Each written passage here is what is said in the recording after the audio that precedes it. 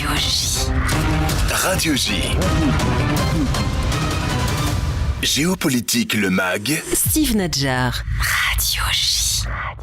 La deuxième partie de Géopolitique, le MAG. Bonsoir Léa Landman. Bonsoir Steve. Et merci de nous rejoindre comme chaque semaine sur Radio J. Vous êtes géopolitologue et on s'intéresse cette semaine avec vous à la relation entre la France et le Qatar qui vous laisse particulièrement perplexe. PSG oblige. La République française peut-elle encore se regarder dans le miroir de ses valeurs ?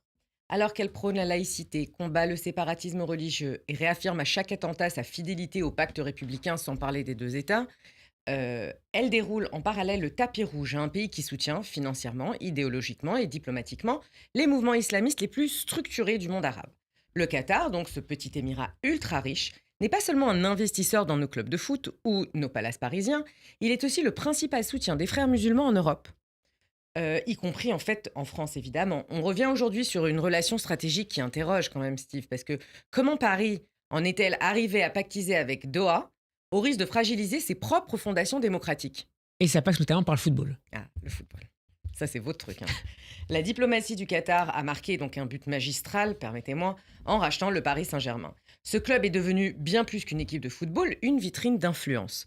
En 2017, alors que Doha subissait en fait un embargo de ses voisins du Golfe, le PSG fait une annonce retentissante, les recrutements de Neymar et Mbappé pour plus de 450 millions d'euros. Donc le message, il est très clair.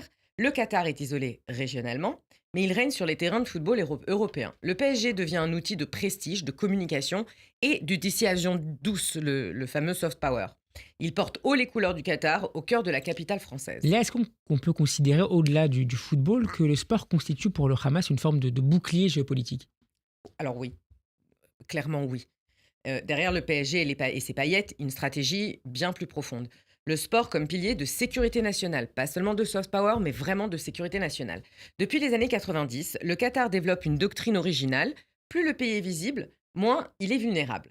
Selon Francesco Siccardi, directeur adjoint de Carnegie Europe, cette stratégie vise à faire du football en fait un pilier donc de la sécurité nationale du Qatar en le transformant en un outil de soft power pour renforcer sa position sur la scène internationale.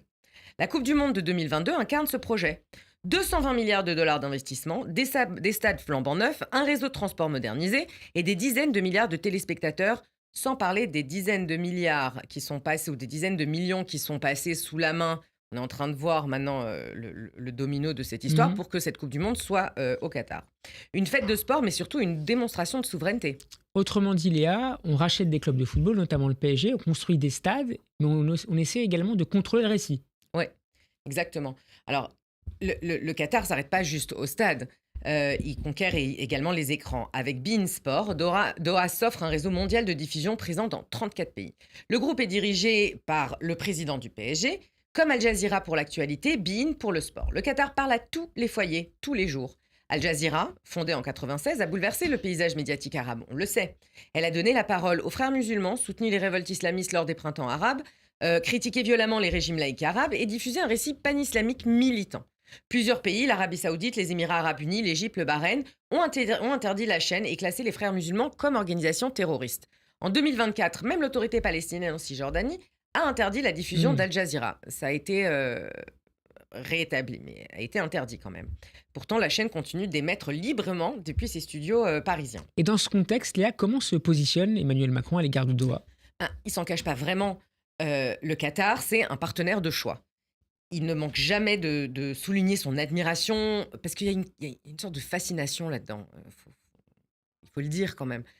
Son admiration pour les investissements qataris dans le sport, la culture ou les infrastructures. À propos du PSG, il déclarait encore récemment que ce club fait rayonner la France dans le monde.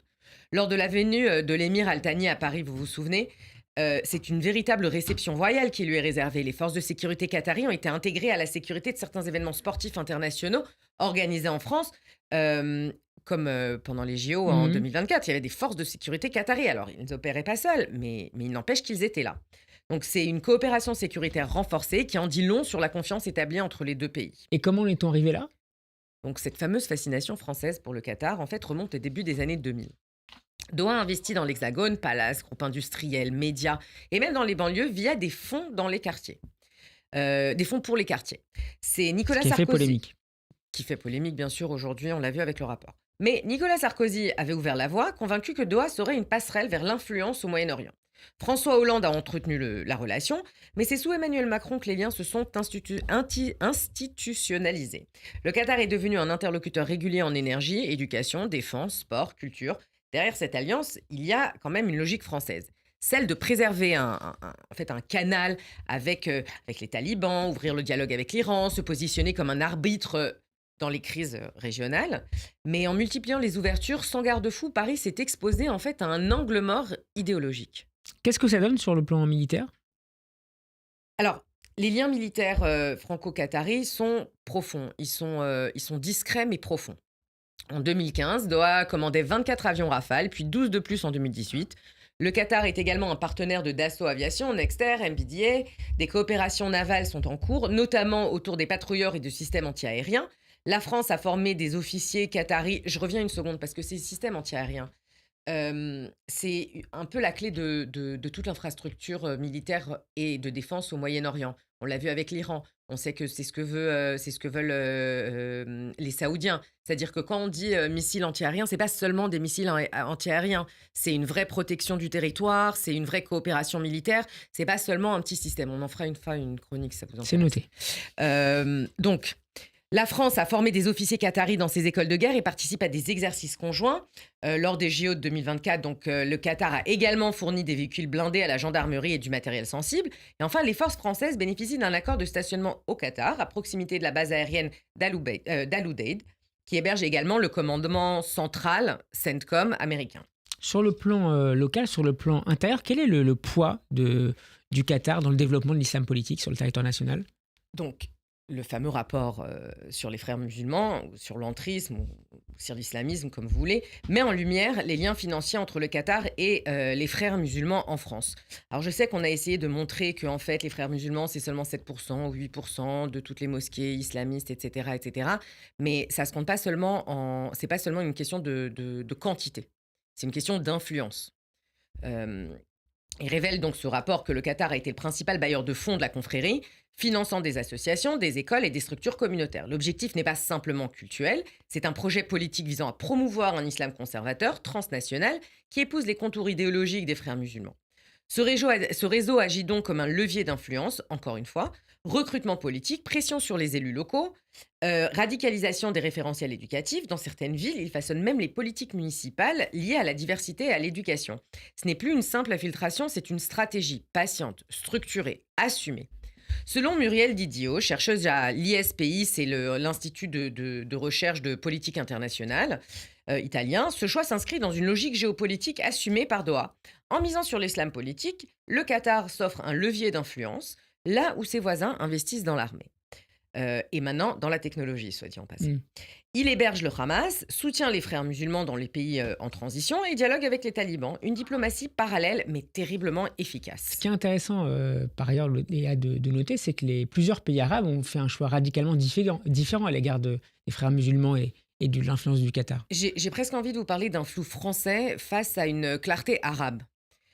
Pendant que la France entretient donc ce partenariat ambigu, plusieurs pays arabes ont tranché. Les Émirats, l'Arabie Saoudite, l'Égypte ou le Bahreïn ont interdit les frères musulmans et classé la confrérie comme organisation terroriste, pas moins. Ils voient dans l'islam politique une menace directe à la stabilité des États-nations. La France, elle, hésite, tolère, tergiverse. Résultat, les réseaux islamistes agissent en toute légalité, profitant d'une complaisance nourrie par l'idéologie du dialogue permanent.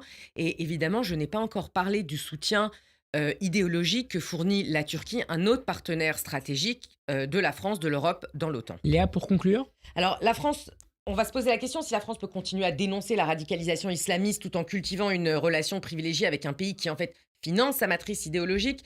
Peut-on soutenir ces politiques publiques de lutte contre le séparatisme tout en accueillant, sans transparence ni débat, des fonds étrangers orientés politiquement? À force de vouloir jouer sur les deux tableaux, sécuritaire et économique d'un côté, républicain et laïque de l'autre, la diplomatie française se heurte à ces contradictions. Alors, il ne s'agit pas de rompre avec le Qatar, c'est pas du tout réaliste, c'est pas ce qu'on demande, mais il est quand même urgent de fixer des lignes rouges. Pas très bon, mais quand même des lignes rouges. Exiger, par exemple, la transparence sur les flux financiers. Renforcer les mécanismes de contrôle sur les investissements stratégiques. Et surtout, reconnaître que l'islam politique, même dissimulé sous les habits d'une fondation culturelle ou d'un club de foot, reste un vecteur d'influence idéologique. Une diplomatie cohérente commence par un choix clair. celui de la souveraineté républicaine. À défaut, la France continuera de servir de maître jusqu'à perdre son propre cap. Merci beaucoup, Léa Landman. On peut retrouver votre chronique sur radioj.fr et en vidéo sur YouTube et les réseaux sociaux, notamment sur Instagram. À la semaine prochaine. À la semaine prochaine, Steve.